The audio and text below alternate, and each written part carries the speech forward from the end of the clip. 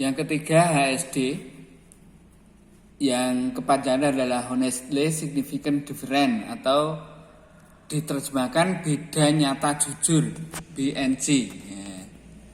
HSD ini cara ini hampir sama dengan LSD, yaitu diperlukan suatu nilai untuk menentukan adanya beda nyata.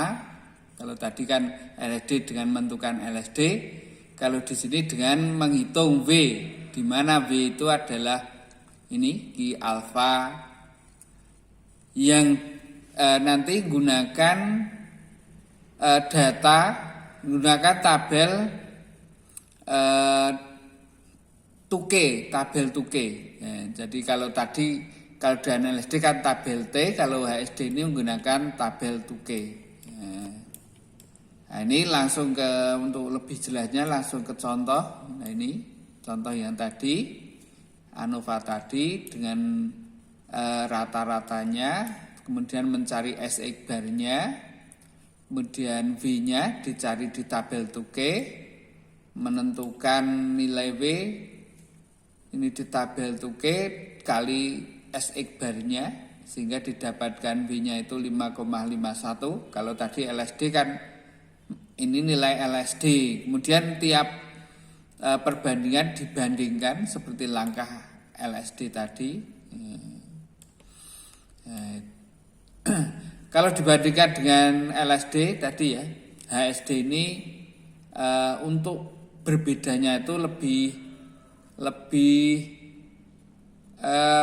memerlukan angka yang lebih besar lagi untuk menentukan beda nyata. Sehingga kalau dengan LSD tadi kan ada yang berbeda nyata, tapi dengan HSD tidak ada yang berbeda nyata. Nah, ini HSD. Kemudian berikutnya yang keempat yaitu uji Danet. Uji Danet jadi dengan membandingkan rata-rata kontrol terhadap rata-rata perlakuan yang lain, di samping menggunakan LSD dan menggunakan cara Danet. Jadi caranya seperti LSD tapi menggunakan tabel Danet. Jadi kalau HSD tadi gunakan tabel Tuke, kalau Danet menggunakan uji Danet menggunakan tabel Danet. Tapi langkahnya seperti LSD, ya, seperti LSD. Kalau dengan uji Danet ini, ya satu-satunya beda nyata dari perlakuan tadi hanya C dengan D, ya, dengan uji Danet. Tapi kalau dengan HSD tadi tidak ada beda nyata. Kemudian yang terakhir yaitu Keul test. Caranya seperti cara Duncan, hanya tabel yang digunakan adalah tabel Tuke. Ya, bedanya kalau HSD tadi juga menggunakan tabel Tuke, tapi caranya seperti LSD. Tapi kalau Keul test menggunakan tabel Tuke, kemudian caranya seperti cara Duncan, seperti cara uji Duncan. Ini langkahnya. Kalau gunakan Keul test tidak ada beda nyata.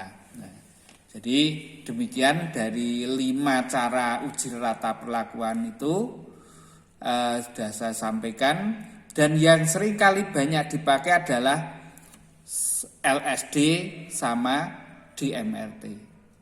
Jadi uji LSD atau BNT dan uji Duncan.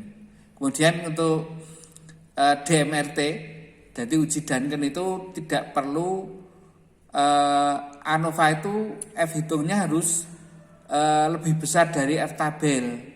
Tapi kalau untuk yang lain seperti uji LSD jadi atau HSD itu mensyaratkan jadi F hitung lebih besar dari F tabel. Jadi antar perlakuan ada beda nyata dulu baru dilakukan LSD. Tapi kalau untuk DMRT uji Duncan itu tidak perlu, langsung bisa meskipun tidak berbeda nyata ANOVA-nya, tapi bisa melakukan uji Duncan. Demikian materi untuk minggu ini.